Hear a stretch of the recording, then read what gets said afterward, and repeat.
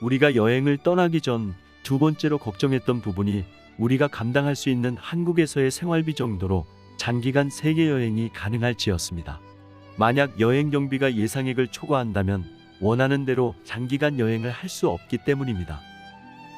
가정마다 쓰임새가 다르고 공식적으로 정해진 것이 없기에 한국에서의 생활비를 거론하기가 조심스럽습니다.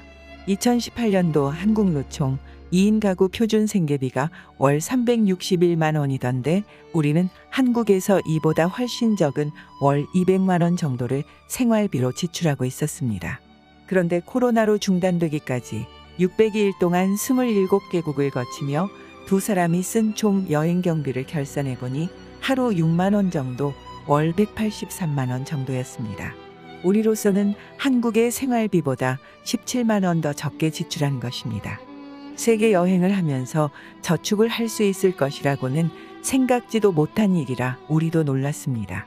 되도록 아껴 쓰긴 했지만 우리 나름대로는 해야 할 것은 다 하면서 다녔습니다.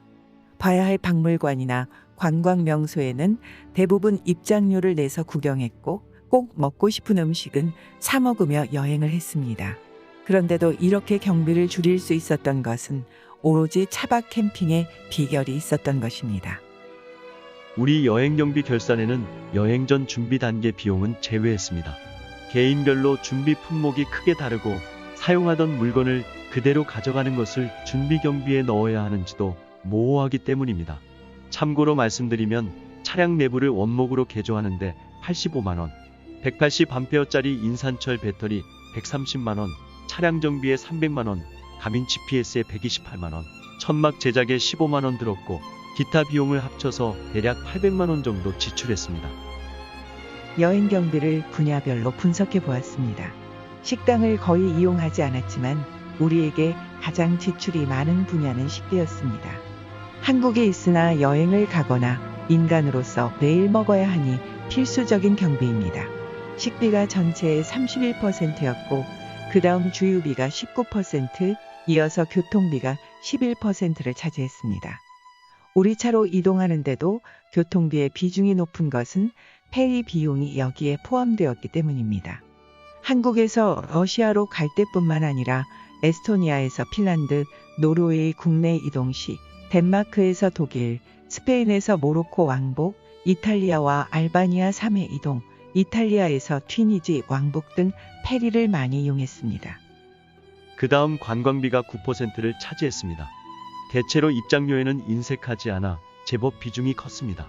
우리가 걱정했던 숙박비는 겨우 1%를 차지하였습니다. 차박이 여행 경비를 얼마나 획기적으로 줄일 수 있는지를 증명하는 대목입니다. 출발하기 전 우리는 숙박비에 상당한 예산을 계획했는데 이런 결과는 전혀 예상하지 못해 정말 놀랐습니다. 차량 수리 정비도 4%나 되는데 한국 차가 외국에 나오면 외제차라 부품이 비쌉니다. 정기적으로 갈아야 하는 엔진오일 부품을 되도록 많이 챙겨와야 하는 이유입니다. 우리는 차량을 정비해서 출발했지만 몇 번 고칠 일이 생겨서 비용이 좀 더 발생했습니다. 이번에는 지역별 여행 경비를 살펴보겠습니다. 유럽과 북아프리카에는 많은 나라가 있습니다. 국가별 물가의 차이가 커서 어떤 나라에 얼마나 머무는가에 따라 여행 경비는 크게 달라집니다.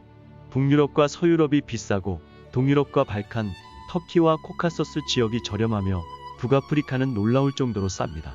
가장 비싼 북유럽과 가장 저렴한 북아프리카의 물가는 엄청난 차이가 납니다.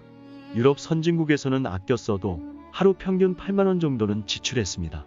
대신에 비교적 풍족하게 썼는데도 발칸에서는 4에서 5만 원대, 북아프리카는 3만 원대로 줄었습니다. 우리는 북유럽과 스위스의 물가를 보면서 놀랐는데 모로코와 튀니지, 코소보에서 다시 놀랐습니다. 상상을 초월할 정도로 비싸거나 이해가 안 될 정도로 저렴하여 놀란 것입니다. 잘 사는 나라들은 인건비가 비싸므로 사람의 노력이 들어가는 레스토랑의 식사비와 호텔의 숙박비가 아주 비쌉니다. 그러나 사람의 노력이 많이 들어가지 않는 슈퍼마켓의 식재료나 빵 등은 생각보다 저렴합니다. 햄버거 하나가 18,000원이라 한 번도 레스토랑을 이용하지 못했던 노르웨이에서도 빵과 우유, 양고기, 돼지고기 등은 우리나라보다 더 저렴했고 다른 유럽의 국가들과도 큰 차이가 없었습니다. 레스토랑 대신에 슈퍼마켓을 이용하면 식비를 대폭 줄일 수 있습니다. 대신 물가가 저렴한 나라에서는 외식이 많아지면서 물가에 비해 여행 경비가 많이 들었습니다. 차박 캠핑은 고물가의 영향을 별로 받지 않고 조절하면서 장기간 여행을 할 수 있는 장점이 있습니다. 생활형 장기 여행자에게는 매월 들어가는 여행 경비를 낮추는 것이 중요합니다. 특히 우리는 매월 쓸 생활비가 정해져 있기에 월별 여행 경비를 낮추는 쪽으로 여행 계획을 세웠습니다. 여행 경비의 영향이 큰 몇 가지 요소와 이를 활용하여 경비를 낮추는 방법을 알아보겠습니다. 먼저 상당한 비중을 차지하는 연료비를 줄이는 방법입니다. 장기간에 걸쳐 천천히 움직이는 여행은 기간별 연료비를 많이 줄여줍니다. 우리가 생겐 지역을 여행할 때는 90일이라는 제한 때문에 조금 빨리 이동했지만 나머지 국가들은 천천히 이동했습니다. 천천히 이동하면 연료비를 줄일 뿐만 아니라 운전하는 시간보다 투어하는 시간이 많아지니 여행이 알차집니다. 시간이 넉넉한 시니어 노마드에게는 장기간 천천히 여행하는 것이 좋을 것 같습니다. 차에서 잠을 자는 것은 익숙해지면 편해지는데 식사 문제는 항상 쉽지 않았습니다. 특히 한국 음식만 고집하면 상당히 어려워집니다.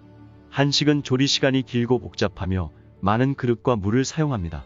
작은 차에서 매일 한식을 조리해 먹으며 여행하기는 거의 불가능합니다. 또 한식 재료는 돈이 많이 들어갑니다. 수입된 한국 양념류도 비쌉니다. 우리는 간편한 서양식으로 식생활 습관을 바꾸었습니다. 빵과 요구르트, 우유, 달걀, 올리브유, 과일에 가끔 채소와 고기를 구워 영양을 보충했습니다. 밥은 일주일에 한두 번 정도 입맛이 느끼하거나 시간적 여유가 있을 때 먹었습니다. 다행히 우리는 빵을 주식으로 하는 서양식 식생활에 어려움이 없었고 유럽에는 싸고 맛있는 빵이 많아 괜찮았습니다. 여행을 편하게 하고 경비를 줄이는 데는 식생활 습관도 큰 영향이 있을 것 같습니다. 계절에 맞는 여행 경로를 잘 짜는 것도 중요합니다. 추운 겨울과 더운 여름에는 여행 자체도 힘들지만 여행 경비도 많이 발생합니다. 추운 겨울에는 따뜻한 곳으로, 더운 여름에는 시원한 곳으로 여행 경로를 짜는 것이 아주 중요합니다. 우리는 2018년 7월에 출발하여 여름을 러시아와 북유럽에서 덥지 않게 보냈고 겨울은 모로코로 건너가 전혀 춥지 않게 여행했습니다. 2019년 여름은 알프스 고원지대에서 더위를 피했고 겨울은 튀니지로 건너가 가을 같은 날씨에 여행을 잘했습니다. 이런 여행 경로 덕분에 여행 경비를 많이 절약했다고 생각합니다. 유럽에는 90일간의 쉥겐 제약이 있으니 이것과 연계하여 추위와 더위를 고려한 여행 경로를 짜는 것이 장기 여행자에게 핵심적인 요건입니다. 물가가 비싼 나라와 싼 나라에 적절한 조합이 필요합니다. 또 물가가 비싼 나라는 되도록 빨리 구경하고 싼 나라는 상대적으로 천천히 다니는 것이 좋습니다. 긴 휴식이 필요할 때는 물가가 저렴한 곳에서 취하는 것이 좋겠죠. 발칸과 모로코, 튀니지 등은 물가가 저렴하여 편안했을 뿐 아니라 우리에게 생소한 매력적인 문화와 유적들이 많습니다. 더불어 자연 풍광이 빼어나고 사람들의 인심이 살아있어 장기 여행지로 정말 좋은 곳입니다. 우리는 북서 남유럽에서 한 달 평균 240만원 정도 쓰였는데 모로코는 97만원, 튀니지에서는 102만원이 들었습니다. 전편에서도 소개드렸지만 코로나로 인해 여행이 중단되고 우리는 발칸 지역과 터키에서 1년 넘게 숙소를 구해 살아보기로 장기 체류를 하고 있습니다. 국가에 따라 물가가 많이 달라 일률적인 장기 체류 비용을 말씀드리기는 힘들지만 발칸과 터키에서 두 사람의 한 달 평균 총 생활비는 113만 원 정도였습니다. 씀씀이에 따라 차이가 나겠지만 절약한다면 발칸과 터키에서는 한 달에 100만 원 정도로도 체류할 수 있습니다. 코카서스 3국인 조지아, 아르메니아, 아제르바이잔도 비슷한 수준이며 조지아는 360일, 아르메니아는 180일 동안 무비자로 체류할 수 있으니 살아보기에 좋은 곳들입니다. 서유럽 쪽에서는 포르투갈이 비교적 물가가 저렴하고 맛있는 음식도 많아 살아보기에 좋습니다. 북아프리카의 모로코나 튀니지도 물가가 놀라울 정도로 저렴하고 아름다운 곳들이 많아 매력적입니다. 물론 이곳에서는 체류 비용이 더 내려가겠죠.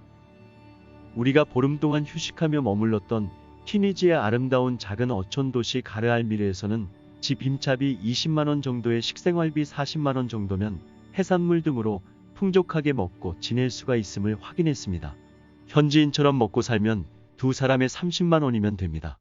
초대를 받아 식사하며 친해진 현지인의 직업이 중장비 기사였는데 월급이 한 달에 40만 원 정도라고 하니 이런 물가가 그들에게는 전혀 놀라운 일이 아니겠죠. 우리가 자주 가던 카페에서 아침에 커피 2잔, 점심에 생오렌지 주스 2잔과 샌드위치 2개를 먹고 와이파이와 전기를 사용하며 4시간을 놀다 나오며 계산한 금액이 2,880원이었습니다. 정말 경이로운 물가였습니다.